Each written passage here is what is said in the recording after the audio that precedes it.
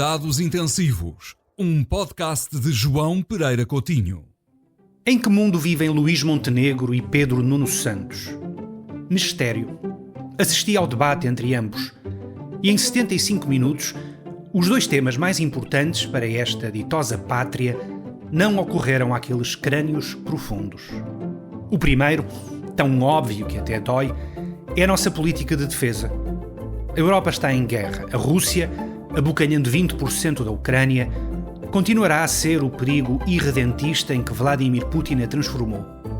Isto significa que os nossos gastos militares não podem continuar nos mínimos olímpicos ou subolímpicos das últimas décadas. Saber que em 2024 Portugal até superou as previsões e atingiu 1,58% do PIB em investimento militar é bom, mas não chega. Os dois principais candidatos a primeiro-ministro não perdem tempo com pormenores. O investimento em defesa não faz parte das suas prioridades, embora seja uma prioridade de todos os membros da NATO. Que eu saiba, Portugal também faz parte desse desdentado clube. O segundo tema lida com a nossa política de segurança energética. Se a memória não me falha, o país ficou às escuras com um apagão colossal e singular.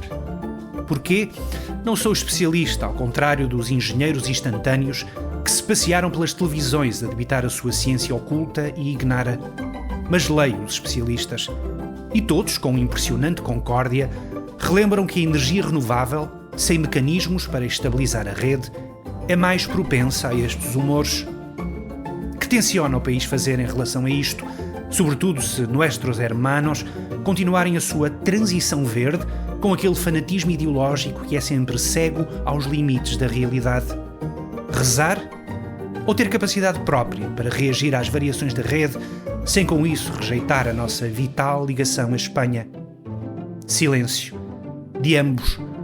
O apagão que houve naquelas cabeças foi bastante mais perturbante do que o apagão propriamente dito.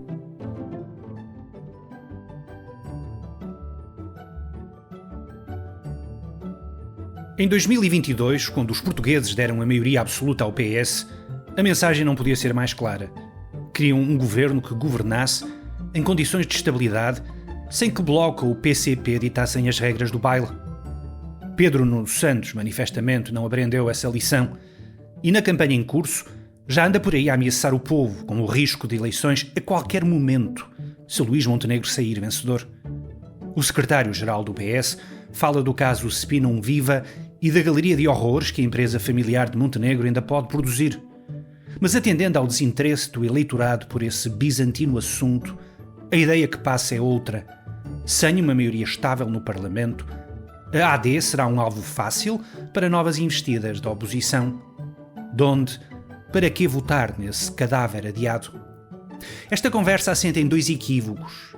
O primeiro é a ausência de uma alternativa à esquerda, como as sondagens têm revelado com particular insistência. De que vale agitar a bandeira da ingovernabilidade quando o PS não tem nada para oferecer que combata essa ingovernabilidade? O segundo equívoco é reforçar, na cabeça do eleitorado, a ideia clássica de que só uma maioria absoluta pode quebrar os miniciclos eleitorais em que temos vivido nos últimos anos. E essa maioria, até prova em contrário, é mais fácil à direita do que à esquerda. As ameaças de Pedro Nuno são, no essencial, um convite ao povo para que vote no adversário.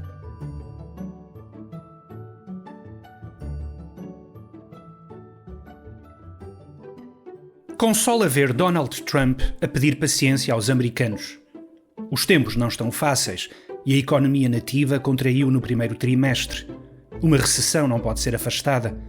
Mas os americanos têm de ser resilientes, porque no fim do túnel haverá uma terra de leite e mel para os receber.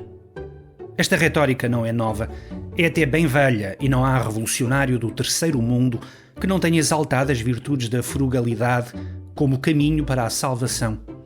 Não se fazem omeletes sem partir alguns ovos, terá dito Lenin, que nestas matérias sempre foi um pioneiro.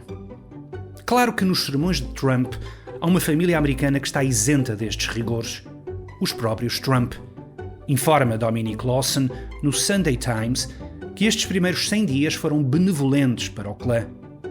Com uma criptomoeda própria e com inside information sobre a subida e descida de tarifas, ou seja, sobre as subidas e descidas bolsistas, a máquina registadora tem feito horas extra.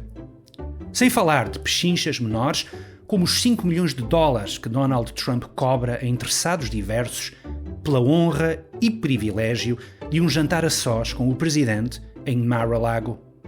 Também aqui, a nova administração é muito parecida com os revolucionários do Terceiro Mundo. Ao povo pedem-se sacrifícios, mas a elite não constrói utopias a pão e água.